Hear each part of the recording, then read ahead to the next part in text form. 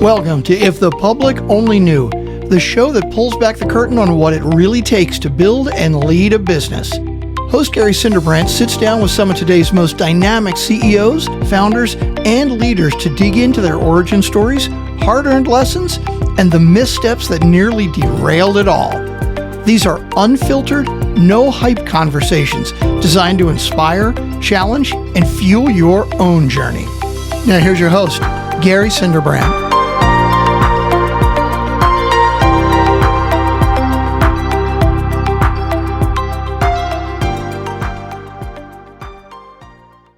Welcome back to If the Public Only Knew. I'm your host, Gary Cinderbrandt. Today we're joined by Rhonda Frith-Lyons. If I took the time to explain everything she's done, you'd never hear from Rhonda. So we'll let her tell you her story. Suffice it to say, my impression is that this is someone who has evolved at the speed necessary to stay slightly ahead of the markets that she serves. A stint in healthcare, a term with Bank of America, a variety of other organizational things that she has done, from executive coaching to venture capital advising to working with CEOs on recruitment and board seats. Rhonda, welcome to the podcast. It's a pleasure to have you here. Gary, thank you so much. So I went through your LinkedIn, and I know when I see 4 experience and it says show 8 more, I'm really interested. And the cool thing was, it wasn't like I did this and it was 2 sentences. Each one kind of built on the story from the one before, which I was fascinated by. And as people that have listened to this podcast in the past recognize, I'm totally interested in the stories of people that are constantly evolving, constantly learning, and moving into their next chapter of life, as opposed to sitting still and every day is Groundhog Day. Take me through, go back 5 years, 8 years, 2 years, 2 days, whatever you want to do.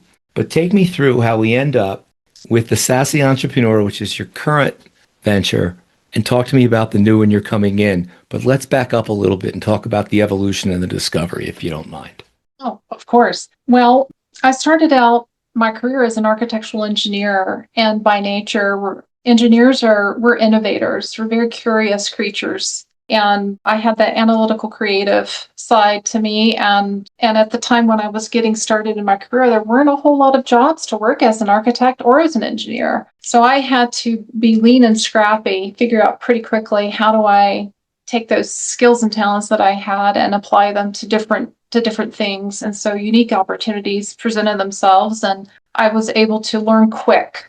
I have a very curious mindset. I love to learn, and just an avid reader, and just extremely curious about the why not. Why can't you do this? So pulling all the rookie smarts, I just leaned on that at every turn. So every unique opportunity that presented itself, I just knew I was smart. I could figure it out, and I would be able to link things together. And I had a really great way of thinking through patterns. I was able to see patterns and connections of things that allowed me to go from industry to industry. And I knew while I was in engineering school, like, gosh, I really think I would like to be a consultant. I like the investigative side of consulting. And so that pretty much started really early on in my career. And I just took a consultative approach to every job opportunity that I had, and was able then to parlay that into advancing my education along the way, and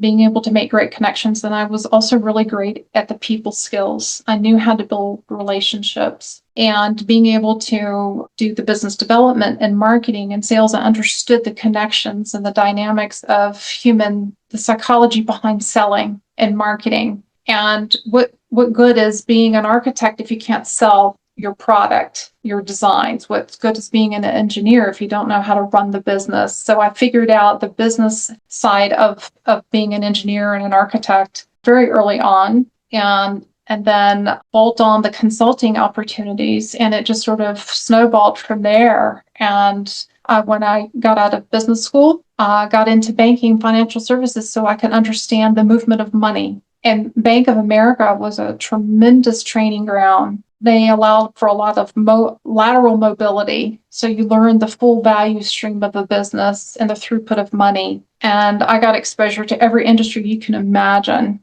and got deeply immersed in the world of technology. So that appealed to the engineer in me, and was able to just continuing to make these connections and keep building on all these interests and passion and skills. Mary, I'm sorry to interrupt, but you've said it a couple of times, and I want to just go back a little bit. When did you first start noticing you had the ability to connect patterns which did not seem apparent to others? It's when I was in banking. It was in banking, some unique opportunities that I had in the technology and operations area at Bank of America. That's what allowed me to be able to stand out among competition for job opportunities. And I was able to move up very quickly in the bank because I was able to not necessarily come up with solutions, but go after the right problems, to look at patterns that were happening, to say we're not solving the right problems, to make sure that our solutions are aligning to the problems we need to solve, which meet the pain points of our stakeholders and of our customers, always designing things to meet the voice of the customer. It was there that I had that opportunity, and the light bulb went off. I'm like, holy cow, there's something here, and I want to chase this down a little bit more, and got exposure to different type of methodologies. And I just kept building on those. And when my job with Bank of America took me to California, that's when I was introduced to some consulting firms. And they said, we'd love for you to join us. We like the way you think. We've worked alongside one another on some projects, and I got recruited over to work for a consulting firm. And that's when I was able to get deployed on different projects in different industries. So the same things that I used to solve complex problems in banking, financial services, I was able to airlift and expand on in other industries like oil and gas, film and entertainment, consumer products, healthcare. And it's that systems thinking. I didn't exactly have a name for it at the time, but it's exactly what it is I do today. It's that industrial organizational psychology, applied behavioral science elements, and systems thinking. All those things combined allow for a more thoughtful approach to looking for the right problems to solve. And then from there, let me pause. Let me pause there for 1 second, because I suspect there might be something else. When you talk about recognizing a problem, you iterate through, you gain the understanding of the problem. How much time, effort, or energy does it take until the solution becomes readily apparent to you? It's through the conversations. Who else do you need to invite in that might have an answer to a question that comes up? It's the level of inquiry when you're looking at problems. It's asking the 5 whys. Who would have an answer to this? Why do they have an answer to this? How did they come up? Once you have all that, that information. How obvious is the solution to you? How long does it take you to get to the solution?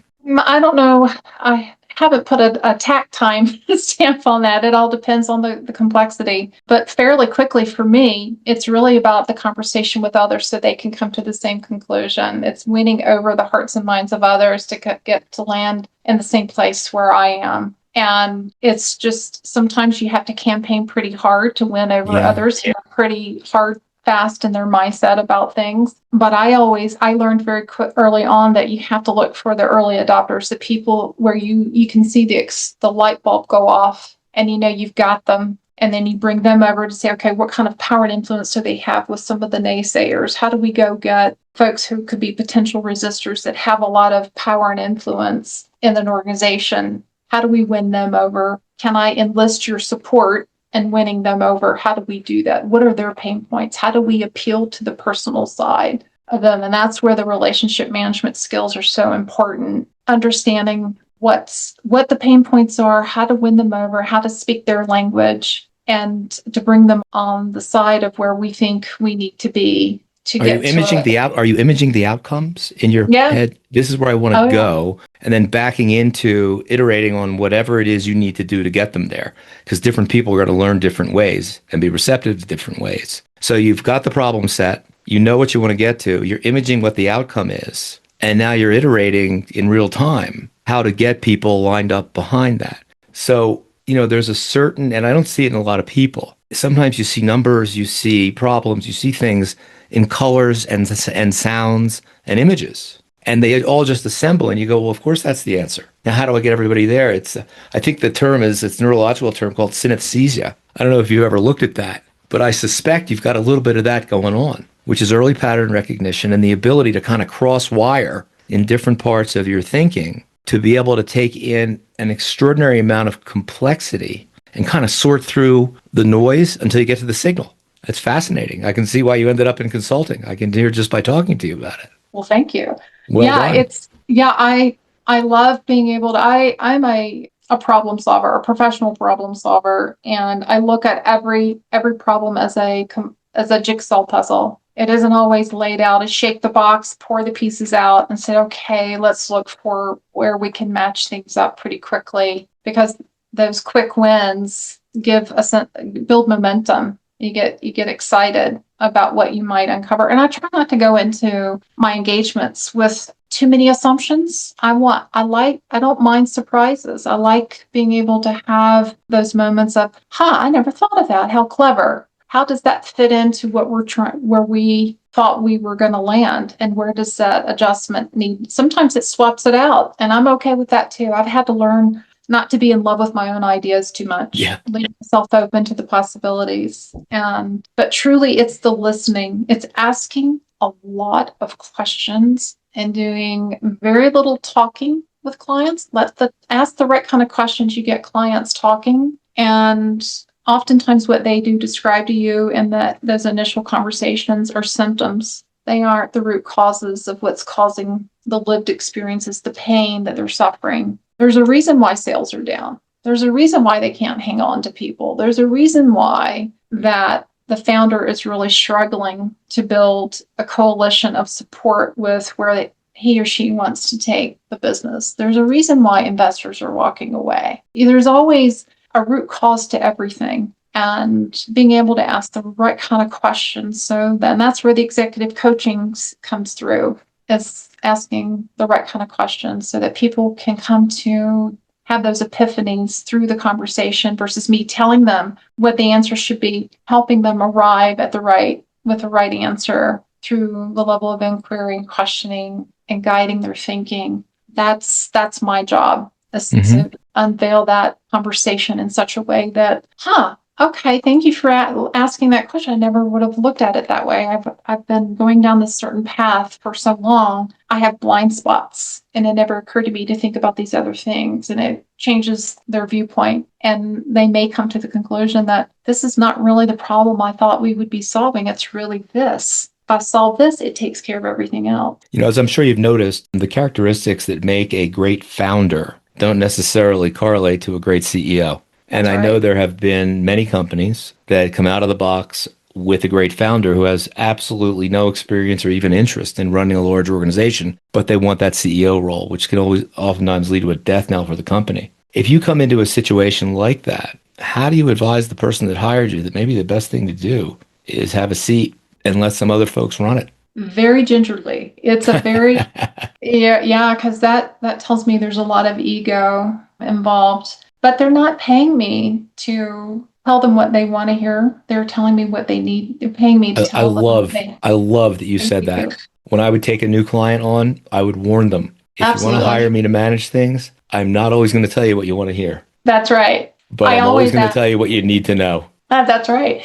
Yeah, and I'm the person who's going to ask the edgy, provocative questions. Yeah. I'm going to push you to the edge. And you need to be okay with that. And how do you like to have bad news delivered? Because inevitably I will unveil something, and I will be delivering bad news from time to time. Faster than good news is the answer. And I need to know that you're comfortable with that, because I'm very direct. I'm compassionate, but I'm very direct. I don't pull punches. And if that communication style is not something that is comfortable for you, then perhaps I'm not the right person to be dispensing advice or providing executive coaching. But I don't pull punches. You're paying me to be truthful, transparent, and that's what you're going to get. So talk to me about, you've been a solo entrepreneur running the Sassy Entrepreneur. I just love that title. And you're partnering up with someone else. It sounds like you're moving up market a little bit. So talk to me about that decision to partner up. And also, if you could, the impact you're seeing with, I'd say, the general lack of understanding of what AI is all about, how you're seeing that in the businesses you're interacting with,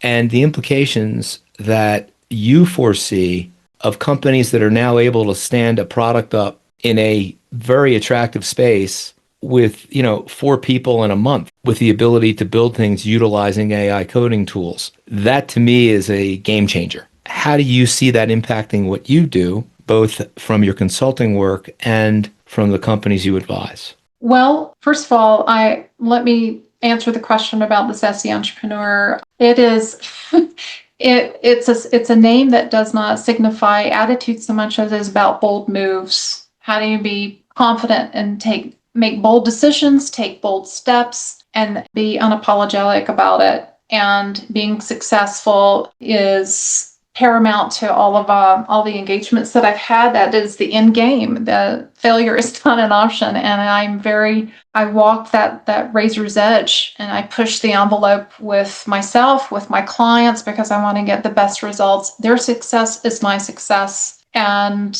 that is the mindset behind the Sassy Entrepreneur. That is the commitment and vision and mission behind the company. And I've had great successes with that approach and that mindset. And the decision to take on a partner is in large part of two heads are better than one.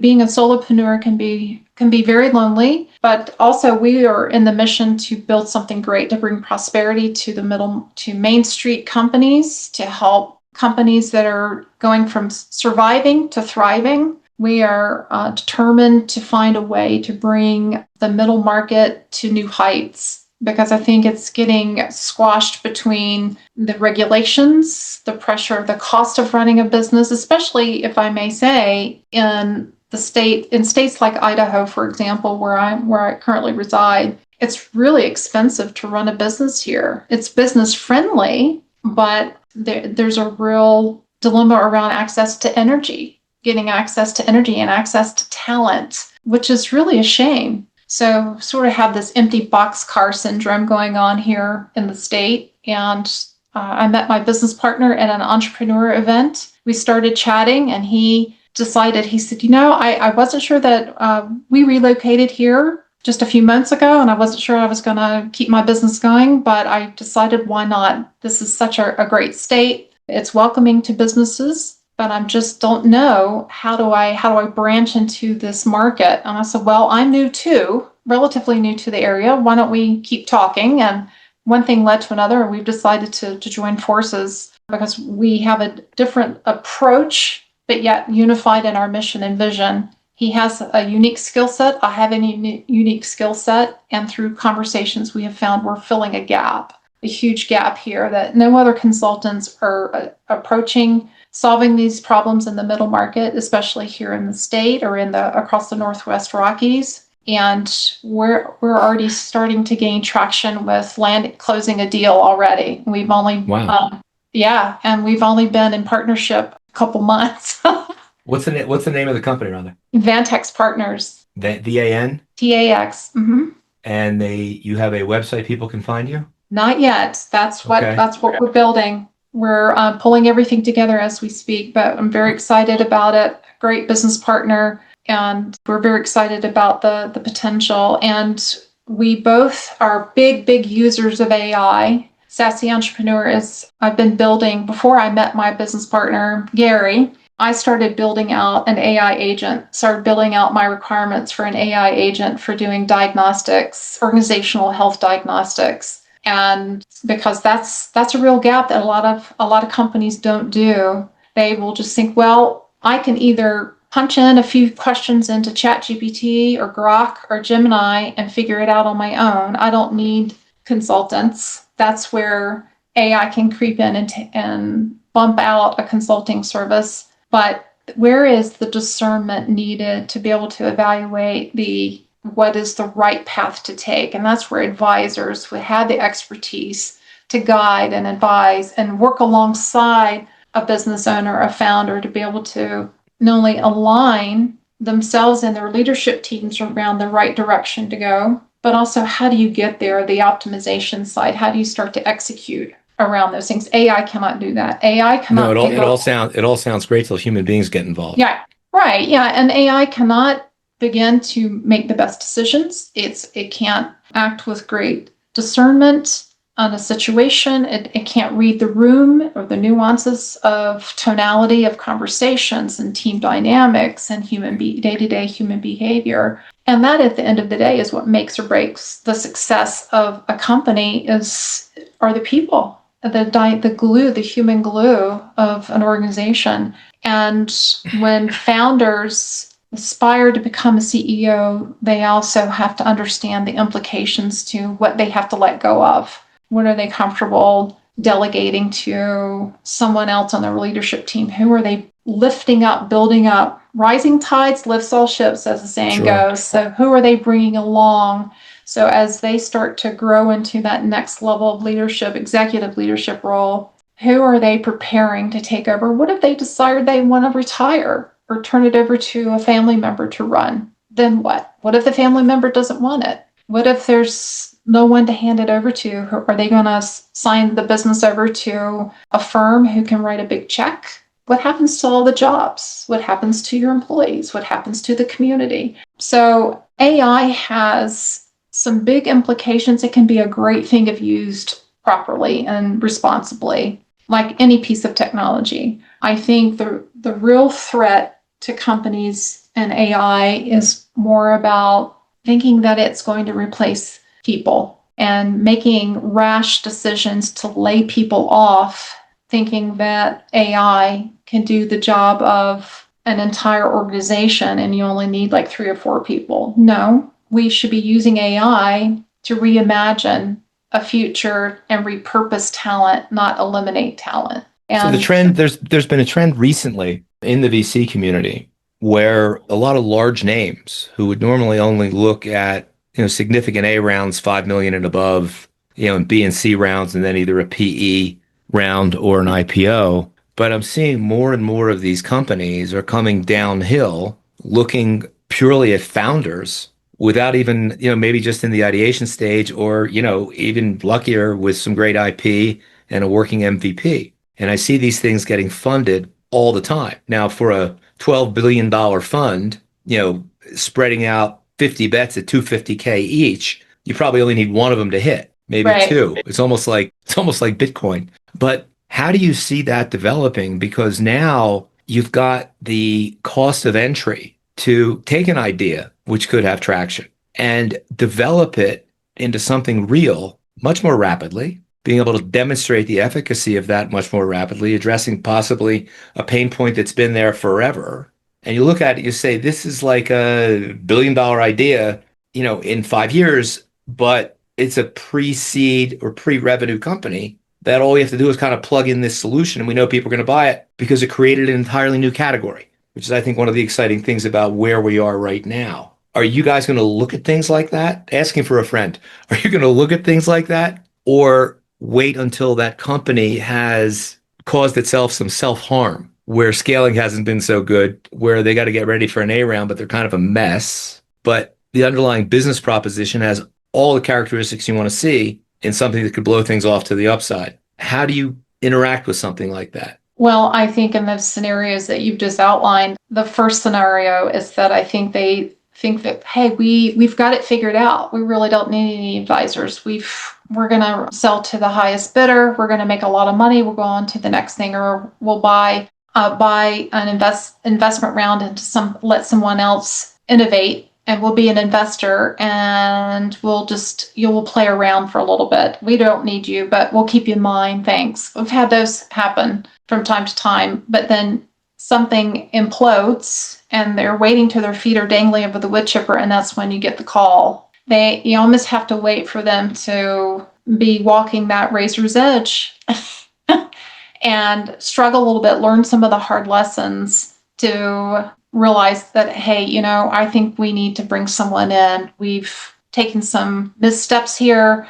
We haven't been able to hang on to our lead developers or our data scientist, or we've lost a key component of our IP assets to a competitor, or just something happens like that. Then we get called in. I know that's happened with my business partner. And then it starts to open doors to go after new problems that we have to go solve. And it certainly has happened where I've had a client not listen to the advice, thinking they've got it all figured out. And then they come back, I really should have listened. Yeah. Here's what can we go clean up and then turn this thing around. So there for a long time, I was doing a lot of turnaround projects. And those are not necessarily a lot of fun. It reminds me of the old movie line, what do you tell a person with two black eyes? Yeah. Nothing. Yeah, They've already been told twice. That's right. That's right. So sometimes you have to let people sort of get knocked around a little bit before they have that wake up call to say, okay, I'm ready to listen. They have to be ready to listen. They have to be willing to roll up their sleeves and work alongside you. They have to be open to the possibilities of learning something new they never even thought of before, and setting ego aside. It's very ego driven. I agree with everything you're saying. How do people find you if they want to learn more? Well, yeah, you can find me on LinkedIn or on The Sassy Entrepreneur. That's www.thesassyentrepreneurllc.com. Rhonda, thank you so much for coming on the podcast today. Stuff like this I could just talk about for hours and just kind of imagine where things go. But clearly, you're able to balance a lot of things in your head with the engineering background, the architectural background, the practical experience you've had in the field, because a lot of consultants have lacked that. They're good at consulting, but they don't have the hands-on experience that I think you embraced very, very early on. I wish you the best of luck in your new venture. I don't think you need it. I think you're going to do just fine. But thank you once again for joining. I really appreciate it. Thank you, Gary, for the time. All the best. We've been chatting with Rhonda Frith-Lyons, the sassy entrepreneur on her way to Vantyx. If you're a middle market entrepreneur, especially if you're one of those founders that might think that the most fun you had was that first sale, and now you've got to build the thing into a real organization, and you realize that's not your skill set, you probably ought to give her a call. Thanks for tuning in. We'll see you again real soon.